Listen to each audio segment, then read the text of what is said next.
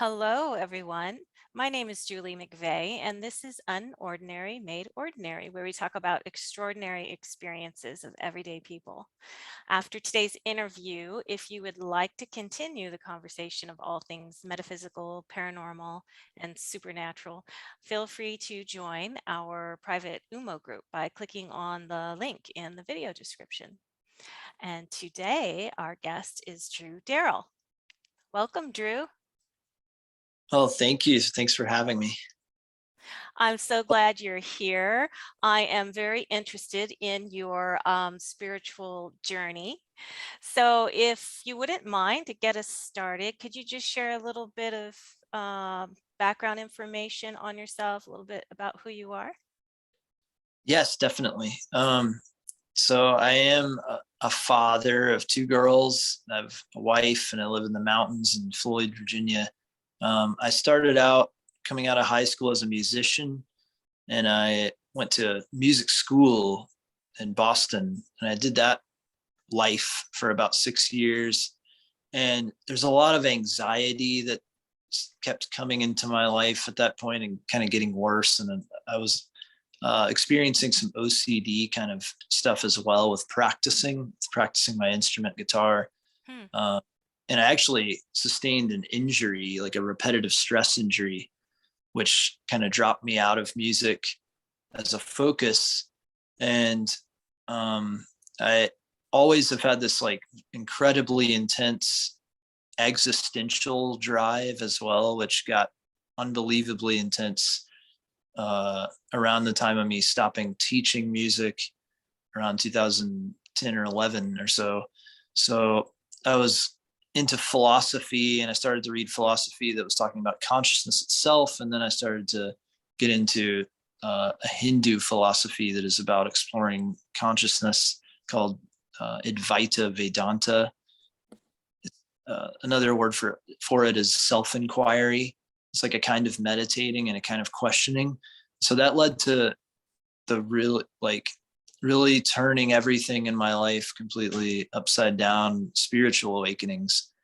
And from then on, I met who was my wife, who was really into yoga, and she pulled me in that direction as well. And I just I've always been really in the box and anxious about all these details in my life, like things like, you know, responsibilities that I've assumed that I've had even before I had children or even a family at all. And so I just kind of hit the road with my wife and traveled around the US, and I went out west to some of those amazing landscapes and just kept having awakenings of various sorts, which eventually led to me noticing psychic and mediumship abilities that I could see. Then I would say that what I experience in that realm has always been with me, but I could see them as a thing, as in contrast. And so I actually went into working and doing psychic work in about 2017. And so from there, I had my first child, and I moved back to East, and I've been exploring these psychic abilities and work ever since. Wow. So, can I ask you, Drew, did you grow up in a religious home, or did you guys practice spirituality at all as a kid? I did grow up in the kind of like the kind of mild Christianity background, I would say. I did go to church all the time. Oh. My parents were musicians and church people, and my mom was always a choir director and putting on plays in the church and things like that. So I would go to church like during the week sometimes for that reason. And I was expected even up into about age 17, 18 to go to church every Sunday, unless Hmm. there was some emergency. So that doesn't sound mild, but I say Yeah. mild because it was it was the UCC, the United Church of Christ, and it was not black and white, fear based. Wasn't focused on that, you know, but at the same time, it also seemed kind of watered down in many ways to me. It was almost just like kind of open up the Bible and reading what seems like a nice philosophy the way it was presented to me. it's like it lost also kind of the spiritual aspect to me. Mm. And I didn't really experience that through the church at all. So yeah, I did have that kind of a religious background. Did you have any kinds of spiritual experiences as a child or growing up? Hmm. Um, Because I'm wondering, you said you're just sort of maybe always sort of an inquisitive spiritual person, but you was there know, an actual event that happened that also relates to that? um, in terms of like the supernatural, I feel like I've always had some pretty intense veils from childhood. I was open. I've always been extremely empathic. And I remember like hurting my parents' feelings for the first time when I was like, 3 or something. I have sort of faint memories of what that felt like and how I proceeded differently after that in my life. And that's always been one of my main challenges and works in my life is to be able to express myself to people, even if they're not going to receive well, or it could hurt them in some way what I say. So there's been that. Very sensitive my whole life. I've always had I've always been very contained and focused on very specific things. Like when I got to puberty, I would say adolescence, it just all I was extremely focused on fitting in and friends and things like that. Music came in and it was always kind of there, like I said from earlier in my life, but it was always not the main focus compared to whether I was being liked. There's so much insecurity. And Mm. I actually went in a direction with being so focused on that in high school and everything. I went in a direction of like partying and some drinking and drug use. And it was like, to me, it felt like I was in this very small box for that time. And my Mm. world was very small. Yeah. And it I took a class in high school where they talked about some Eastern religions, and I never heard any of those ideas about the divine or spirituality or God before. And I found that stuck with me, and I found it fascinating. And um, I got into Zen Buddhism and when I was 19 in college. And I remember that I had some of my first awakenings. I guess I could say that I awakened when reading the philosophy and reading it described how everything is interconnected and one, and that really resonated with me. And then I had some first experiences of meditating and feeling like my head expanded to be the size of the room, and it's things I had never felt before or experienced before. This is college days when this started? This was college, yeah. Hmm. So did you start meditating when you were in college? Was your I first time? did. Oh, I did. okay. Yeah, I started kind of doing Zen meditation, which is just very basic. However you can get to the moment, basically. It could be focusing on the breath. For me, it was never focusing on the breath that worked the most. But yeah, I had some of those initial experiences and sort of considered myself like more of a Zen person than anything, or heading towards a Buddhist.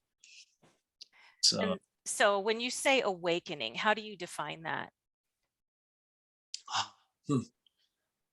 Well, this is going to sound strange, I think, but I felt so contained before in my life, like it's almost like a hard drive, and I had loaded onto me various things of what life was about and Mhm. what made up of.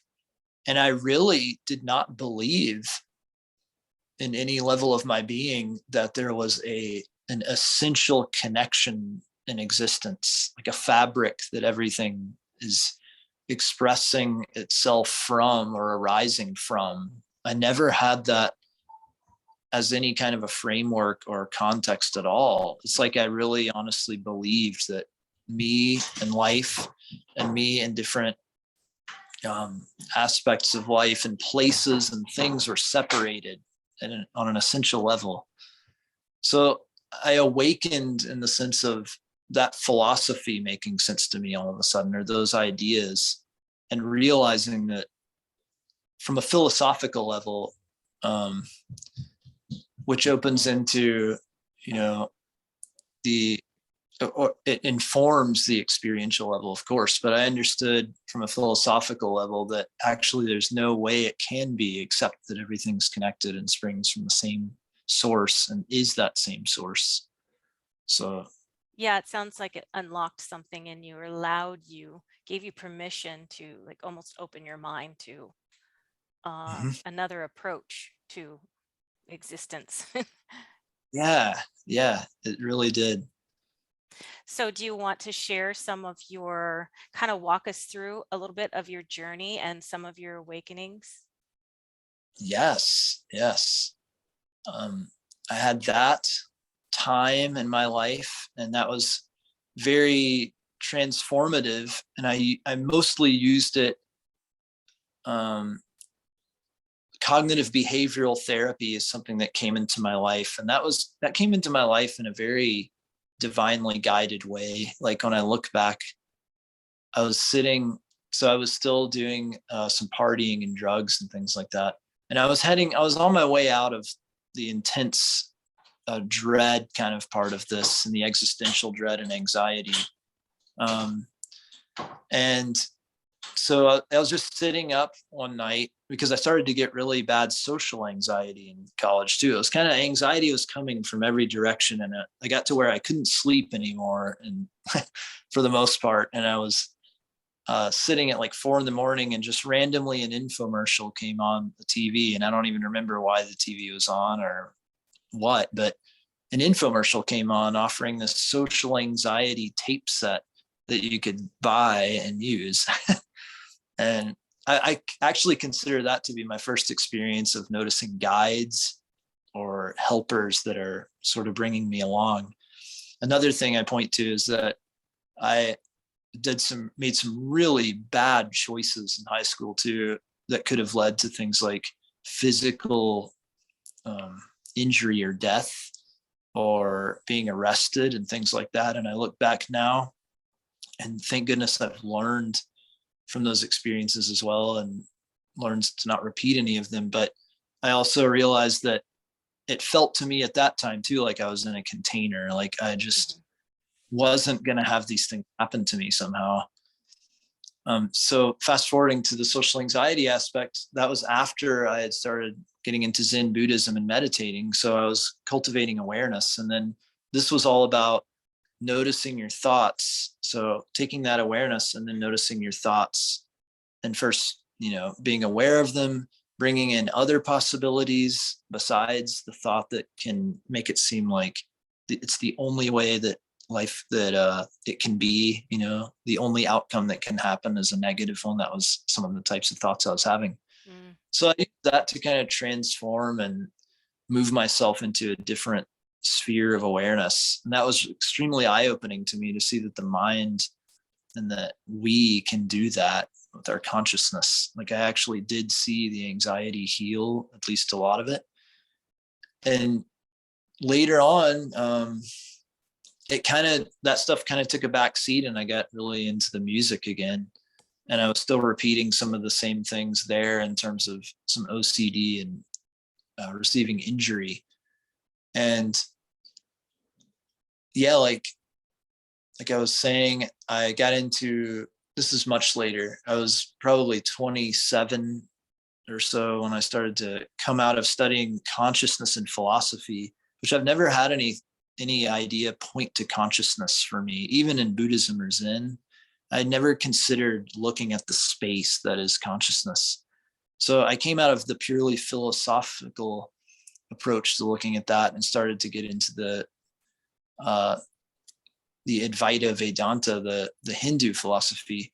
And I sort of, it talks about how you bring yourself to the I am aspect of yourself, just the on with life part of yourself, just the aware part. And I sort of fell into a spontaneous time, which I think lasted a couple of weeks, where I kind of stopped caring about much of anything else or doing a lot. I wasn't very active, and all I wanted to do was just sit and be with this space that I feel like I had pointed to me. And I spent a lot of time with all of my awareness just kind of being with that space instead of with the phenomena of life. And it culminated in an experience for me in sleep where it was like for a few nights, each night I felt more and more aware, even when I was seemed to be sleeping with no dreams, it seemed to me like. And then one night it culminated for me where I felt like I was completely aware and awake on some level. And it seemed like there was no dreaming, there was no phenomenal experience. There was just, existence there. And I had these observations, these feelings about things that has been said all throughout history, like how it's not time and space and condition and beginning and ending has no, it's, what's the right way to put it? Those things all exist within this essential space, so I would just say source. So I feel like to make a long story short, and I can definitely go into other things, but I feel like at this point, looking back, I feel like spiritual family guides, more of myself, this aspect of myself, decided that it was time for me to shift into a new phase of my life. And the first step was to go sort of back to source, like sort of time travel back to source. And I had that experience and then move forward with that remembrance.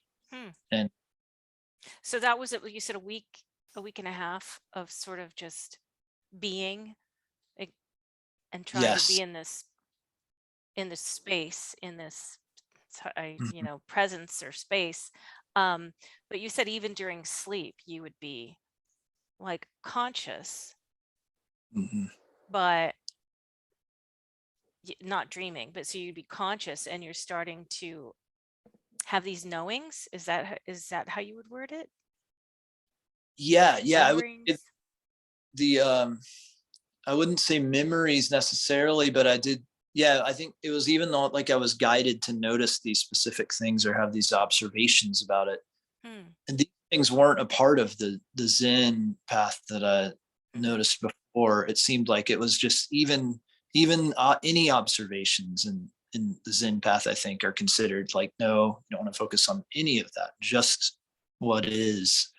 And it was bizarre because, when I was in the meditations, the idea is that I was being hyper aware of every single experience to the best of my ability that arose. And that could be the tingling of my body in certain ways. It could be a thought happening or arising. It could be any sense experience and also any mental experience. And I started to be in a space where I was noticing them as they came in and noticing that they were all experience. They were all sort of essentially made of the same fabric, it seemed like, just manifested and took different characteristics as they became manifestations. They were all experiences that I was having, whether it was a sense experience of my body, of my eye. But it sounds like I'm not sure if I'm going to word this correctly, but it sounds like you're the conscious. You recognize that you're the consciousness, the observer, and these are the things that you're observing. That's That right. makes sense. Okay. And it went into sleep for me as well. So that the first thing would be that I was becoming lucid, of course. Because I was taking meditation, this mindset, this noticing that I was so taken by, I was doing that in my sleep as well. So instead of lost in a dream, I was saying, you're very conscious, you're awake, you're aware. You're just very, it was more stuff appearing in the same space. It wasn't any different than me being awake in life and sitting outside and meditating like this or your something. body's asleep and your consciousness is just completely lucid. That's very interesting. Yeah, and it just culminated until I felt most awake, I feel like. And then my interest kind of changed. My interest, first of all, I feel like I had an experience where I was trying to stay with that past it. And I feel like I was sort of brought out and almost like the understanding given to me what I would feel like now, what I would describe as things like spiritual family guides, more of myself, that was like, no, now you need to come back out into everything that is your life that was before. You have to bring this understanding. You have to make your life permeated with this understanding. You can't just hang back and stay with that same state or whatever. Sure. That was something that happened as well. And then I started getting into metaphysical explorations. I started getting into all of the in between like the life as it was without any spirituality, and embodying that, what I consider for me the deepest realization that I could imagine having, embodying that into the really regular life. I started exploring the in between, where there's spiritual experience in other dimensions, or there's universal laws and metaphysical laws. And yeah, there's something I was going to say about that. But so when was this, by the way? You said 2017? No. These things are happening in 2013 for me. Okay. That big shift. The big shift. And then when we were talking before we hit record, you said something about you began having spontaneous out of body experiences. Was this around the same time? It was. That space. Yeah. Now that we're talking about it, it's bringing me back to all of this as well. And the other thing I was going to say is, as I was exploring the metaphysical and all of this stuff in between, as I said, that's felt like remembering to me, and it's felt a lot more like remembrance. But with the out of body, that I became accustomed to, if I went into meditation or I just kind of sat down with the intention to be in that space, I became accustomed to it. But then it kind of changed, and it stopped being source, and it felt more to me kind of localized, but surrounding my body, much bigger than I would consider myself to be in my body. It felt like I was being that, sort of being a wider bubble that is myself. So not completely collapsed of all time and space anymore, but more localized. And then I started to feel things like what I think you were describing. I started to have spontaneous experiences where I felt like I was slipping or floating a little bit, or that this space that I'm talking about was moving away from my body. And yeah.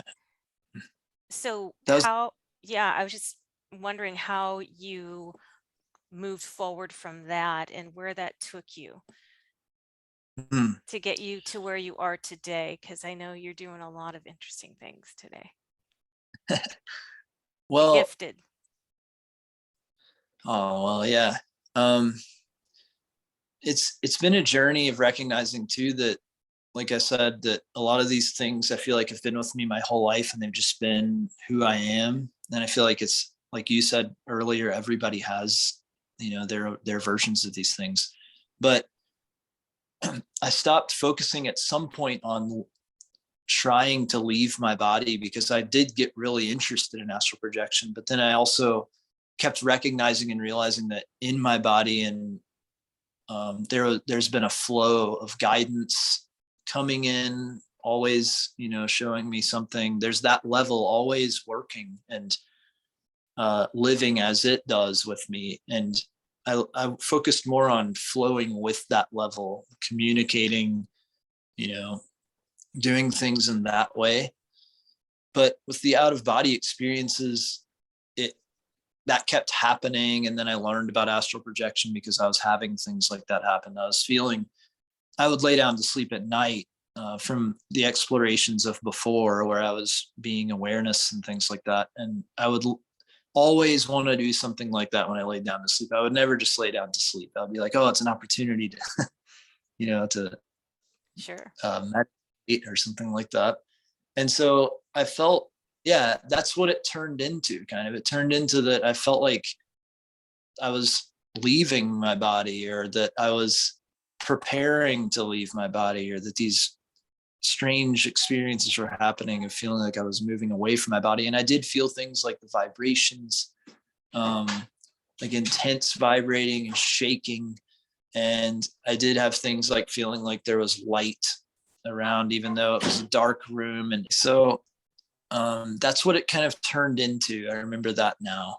The awareness exploration and source, that kind of finding the deepest essence that I could, turned into that, almost felt like part of me was being fired up in a spiritual way to go places or something. And the spontaneous experiences mostly for me came in the form of things like I would just come to consciousness and realize that like my head was at my feet, and that I was out of my body in a sense. Mm-hmm. And pretty soon from being really conscious of that, of being out of my body, I would come back to my body. And the most experience I had, and the ways that I've worked mostly with the dream states or the dream levels, has been just lucid dreaming. And so now you start to use these abilities to get into the work that you are in now. How did you start developing? How did you start recognizing that you had developed some or refined some of your skills? Sure. I started to become aware of things like channeling and a lot of things that you find out about like that in the metaphysical world. And I started experimenting for myself. First thing I ever did was automatic writing. And you know what automatic writing is? I'm sure you do. Sure. And you can go ahead and give a definition for listeners who possibly might not know. Sure. So the idea is to have, to the best of your ability, kind of a calm, clear mind, and be in sort of a passive listening mode. And then just put a pen to paper and try to kind of tune into whatever word is coming up in your mind and just write. And you're just writing it down like stream of consciousness. It's kind of like an extreme form of stream of consciousness. And the idea is that you can tap into things like, guides coming in or spirit coming in, relatives, anything like that, information. So I first did that, and I got these names and things that at the time, some I was not familiar with and some I had become familiar with. Part of my story is involving like the idea of higher dimensional ET family, so to speak. And I think I would just call it now more of like cosmic family or ancestry. So I feel like we all have that as well, rather than just being, we're also not just a being that's contained to the earth, like from source or from God to an earth human. There's a lot of other dimensions in between that are also part of us as we are at this point. So I started to get some names when I did automatic writing the first few times. It was really fascinating. So I did it a few times, and I got some guidance, some information. And then I started to meditate with asking questions and see what came in. Mm-hmm. And I remember one of the first experiences that was interesting to me is that I asked questions about my health. I asked like, what nutrients should I be bringing into my body more of that maybe I lack a little bit right now? And I got really specific information, and I got specific plants and things that I hadn't really heard of. And I looked it up. I looked up the plant names that I had gotten and things, and they had, things like lots of vitamin C in this plant or tons of iron in this plant. And okay, that's cool. They related some helpful stuff. Yeah. It seemed to relate. Words that you would see, like the actual words, or would you hear the audio of the plant, like the name of the plant, or would you see the word written out? It would be that it comes in like a thought. It would be like a thought, like I would think, oh, for instance, you're not seeing it, but you're thinking of the word. Okay. Mm-hmm. Yeah. So very, it's not seeing, it's not hearing. Yeah. And Interesting. it was like that. And I recorded that, in terms of writing it down and getting the information. So I did more of that. And I had an experience where there was somebody, we were living on a farm at one point when we were traveling around, and I was really wide open at that point on that journey. I was really kind of testing these metaphysical things out. I was kind of saying, like, you know what, I don't have a plan over here, and I'm just going to see what manifests, or see, that kind of thing. And I was watching these things prove to me that these are real levels and these are real aspects of existence. And I had an experience where, with the person who was directing our work on the farm, I had like some sort of argument or something with him, or he just like had rebuked something I was doing, and it didn't feel very good to me in the way that he did it. And I just kind of received information from him during doing kind of the same process, about his childhood and stuff. It seemed to me, of course, I had no way of validating that, but I seemed to get things about like how his dad spoke to him and things of this nature. Okay. And later in Oregon was the first time that I started to just say, you know what, I wonder how there are groups on Facebook where people can do all kinds of things and experiment with abilities and what have you. And I put it out there to some group that I was a part of, that if somebody consented and agreed with me, I was willing and wanting to do something like receive their picture and just see what I got off their picture. Same form and the same way that I had gotten the information about the plants and all of that. So that revealed to me that I was, I did it a lot. So I did it like hundreds and hundreds of times. And that was revealing to me that I was getting information about people that was psychic. That's the first time I ever had any interest in psychic anything. Or would you call this clairvoyance or just or psychic ability? I would call this more mediumship, because it's a lot communicating with spirit, giving me stuff, giving me thoughts. And it's kind of like a channeling ability as well, because it'll be that the words and sentences are coming into my mind, and it'll also be that I get a big concept that comes in and unpacks itself. So that's like something a I've block also of information that needs to be unlocked. It somehow, it's interesting. Yeah, that unfolds itself, and that gives that I see more and more of it. And I had to start entertaining the idea that I'm like receiving that, from spirit. And that's when I first became familiar with mediumship as well, because I had no interest in connecting to people's loved ones or anything, but I also had experiences where the stuff coming through, people were telling me related to, my grandfather, used to do that or say that and stuff like that. So that's how that developed for me, like working as interesting. Do you think anyone could have the potential to develop these abilities like you've done? Yes, I think they do, and they have their own unique. Everybody has their unique ways of connecting to spirit, connecting to these other levels or dimensions. Absolutely. I'm curious if your thoughts about death, if your thoughts have changed over this journey, and including, like what thoughts about death, what happens when you die, reincarnation, if that has sort of changed throughout your journey. It certainly has.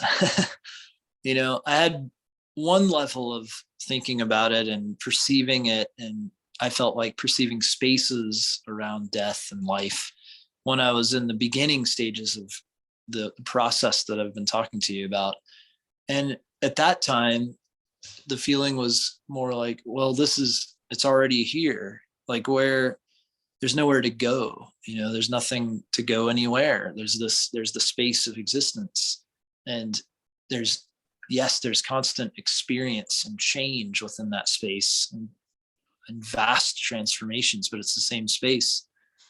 And then it took on a whole new, um, well, when I learned things and resonated with things about definitely reincarnation, definitely things like multidimensionality, which would be not only that we have different human lives that are existing at different points in time than in human history and the human story and things like that, but also are concurrent and sharing information with each other. So, like when we connect to a certain past life, it has relevance. I found from doing Akashic Records readings that it has relevance. It has great relevance to the life that we're living now or the challenges we're experiencing. So, my ideas about life and death changed into that, feeling like, oh, we're actually multiple beings at the same time anyway, at different points in time. So part of me already exists as a future version of myself. And then it took on just more of a whole different type of tangibility when I noticed mediumship, because that was, it gets its criticisms, of course, in terms of if it's something that can provide evidence for life after death. But I feel like if you really look at it deeply and long enough, there's some very undeniable circumstantial evidence kind of things you notice in mediumship. And that was to me like, wow, there's very tangible evidence that beings who were these people are around, that are here. So Mhm. yeah, gone through a number of different ways of seeing that, for sure. I'm curious if about some of your um, working with some of your clients that you've worked with, some stories that you might want to share, and also if you could define for the listeners what's the Akashic Records. Oh yeah, yes, sure. When it comes to the Akashic Records, so that has been a term, and psychics have experienced, psychics and readers and intuitives have experienced ways of seeing information about people's other lives in all kinds of ways. And that is one term that somebody brought forward. I'm not exactly sure. I know it became well known under Edgar Casey, which is like a famous psychic that you might be aware of and listeners might be aware of.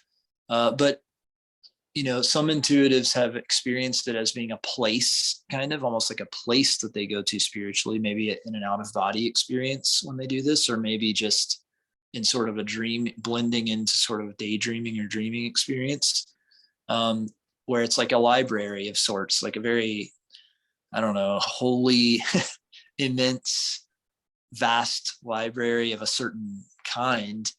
And it's the idea, the way I look at it right now is basically that every experience seems to be recorded into existence in some way and able to be seen or reviewed. Mm-hmm. It's like the most extreme um, representation of how everything we do is recorded that we can imagine. Like that's how existence actually is that.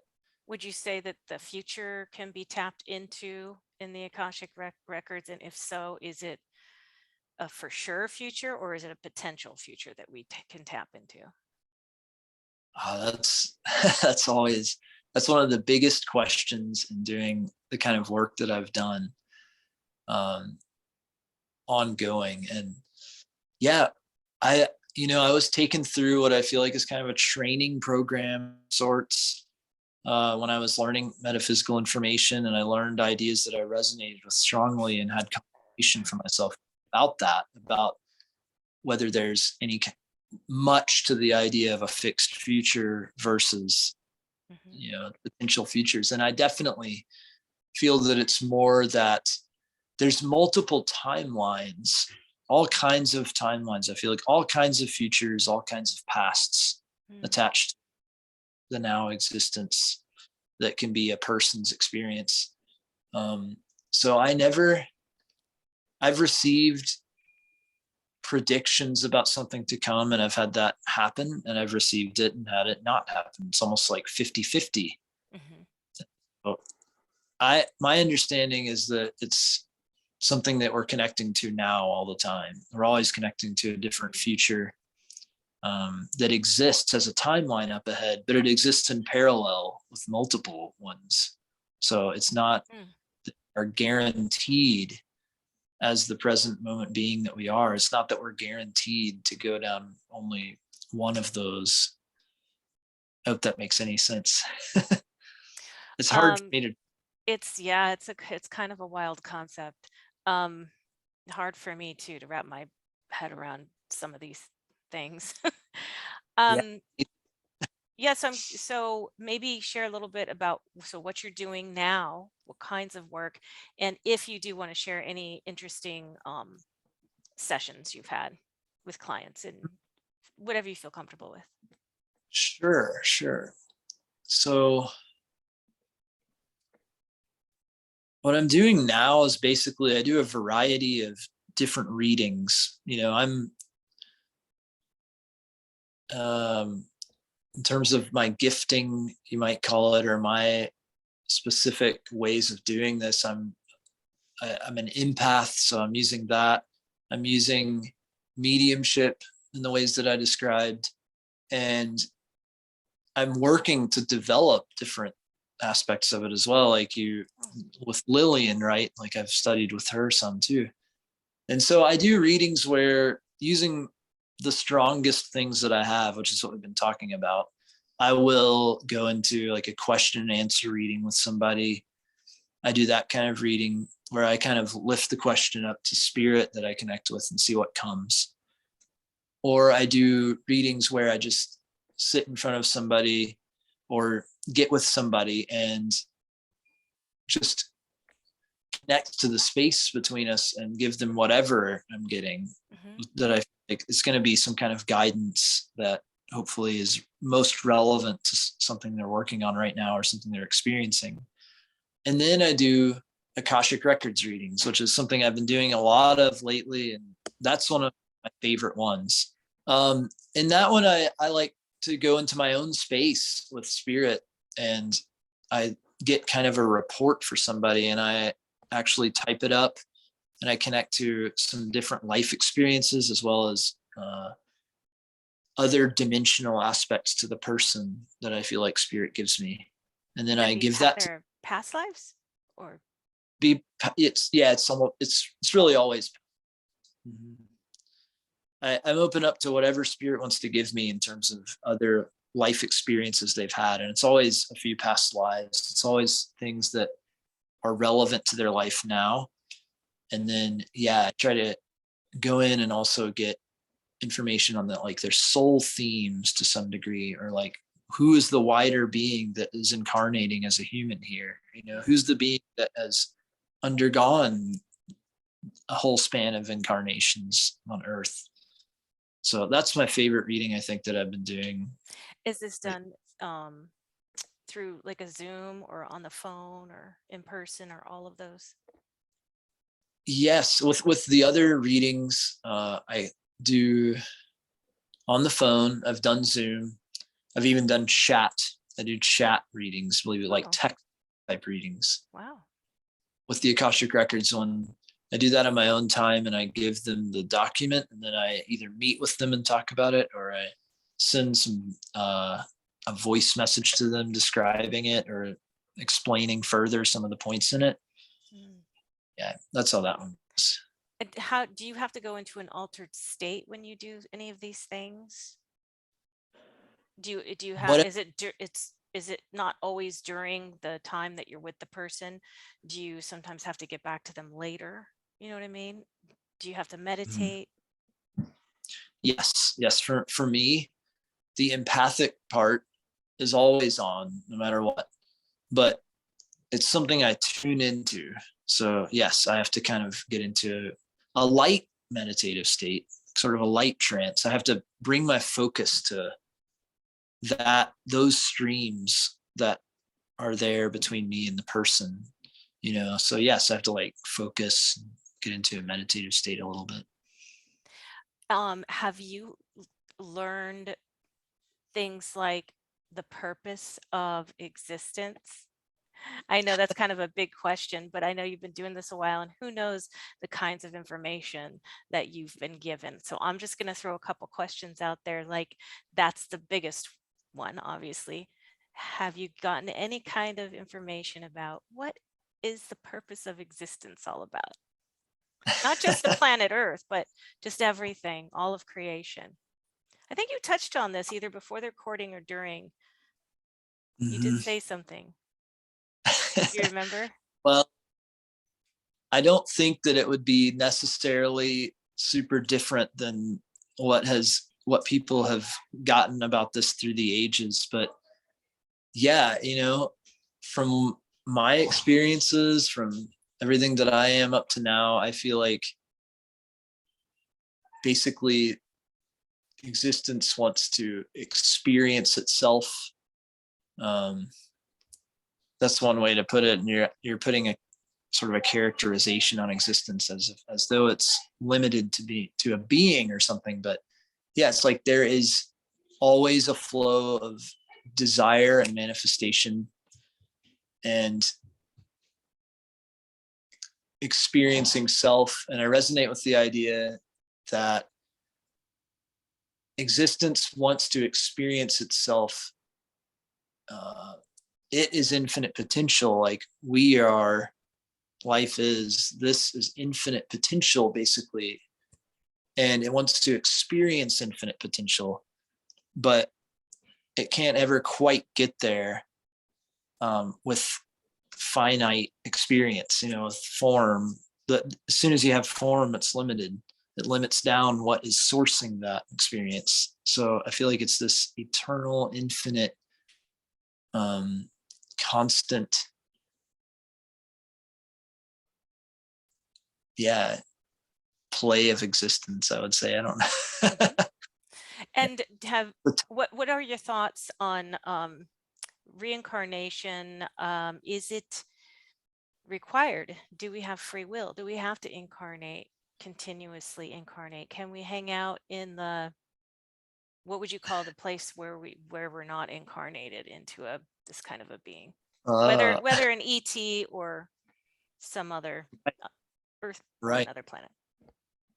Yeah. Can we like hang out on like maybe a much more pleasant, higher dimensional aspect of our existence where maybe we've spent millions of years in bliss or something?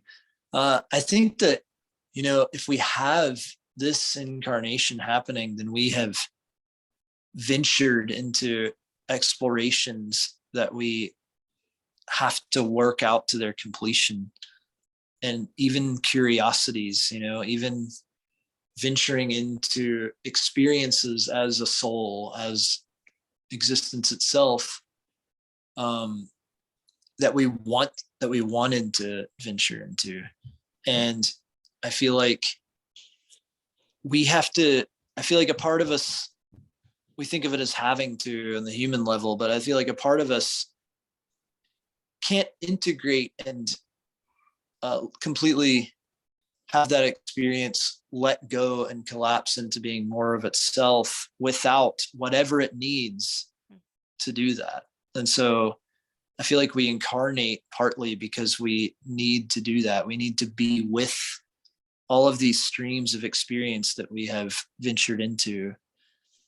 And that's the best way, one of them. Do you know how many of your past lives are you familiar with? Do you want to share a couple of incarnations? Have you been an ET before, for example? And if you know the name, if you don't feel comfortable sharing, that's okay. No, it's totally fine.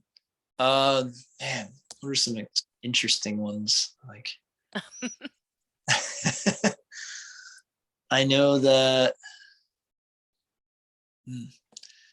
Well, I know that part of me, a large part of me, and I don't think that I'm ultimately from some place and in location. I don't think that's the nature of our existence ultimately, but I feel like a lot of me, an old part of me, is from the Pleiadian system. And then I've had some vast experiences there of lives and things like that, and family. And that I also have a stream that, this is kind of interesting, and I mentioned this in the messages that could be mentioned at least, that I have a stream which is shared by my grandparents, who are my mother's parents, and that side of the family, that is from the Arcturus system. And there's very specific characteristics that come with my experience of those beings and of what I remember from that.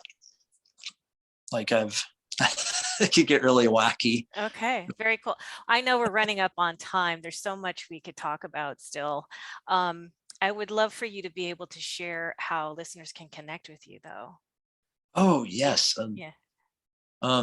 So they can connect to me through quantum field readings, all one word, .com. That's one way, is that website. So again, quantum field readings. That's just all one word. And then if they're on Facebook at all, I have the most of my presence, rather than through the website, is through a Facebook business page that I have, basically just a basic business page of the same name. Okay, So cool. I quantum field will, reading. of course, put that in the video description so people Oh, can refer to that. So you might be getting some messages after this airs. um, so what I like to do before we sign off, this has been such an interesting conversation. I love your journey. Um, I like to leave my guests with like the last words.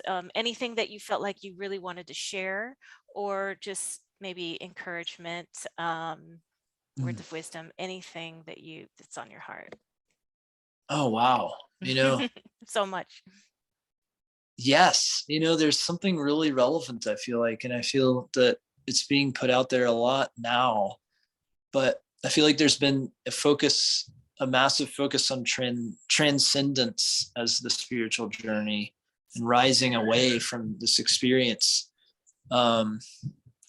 And that has been the highest path at points in human history. But I feel like there's a higher level that's opened to us now, that we can see more than ever and that we can work with more than ever, which is simply full embodiment, something that I might call full embodiment, or that certainly many others call that. What that means is that it's the full on contact with in what our experience is now, what our life is now, all the feelings, all the traumas that we've experienced, all the desires that we have, all of that, without turning away from those things, or seeking to take our focus almost violently away from those things. But that if we, now more than ever in these times too, if we face and stand and be with all of ourselves in this way, then there is integration that takes place, integration of all the higher aspects of ourself, all the lower aspects, kind of molding together into the new part of creation that we are, that we're becoming, and that our civilization is becoming. So yeah, I think full embodiment of the truths that we have transcended to in history is the new path, I feel like. And it's certainly what I'm working on, with lots of struggles. So. Well, Drew, we're gonna have to sign off. I can't believe it's already been so our time is already up. Thank you so much for hanging out with me. I really Thank you. appreciate it. Yeah. And thank you to everyone watching. This has been Julie McVey with Unordinary Made Ordinary. And I hope you'll join us next time for another fascinating interview. And if you enjoyed this, please give it a thumbs up. And if you like this type of content, subscribe to the channel and hit the bell icon so you're alerted to future videos. And I do hope you are all having a fantastic day or evening, wherever you are on the planet or off the planet, as I always say. And we'll see you next time. Bye, everyone.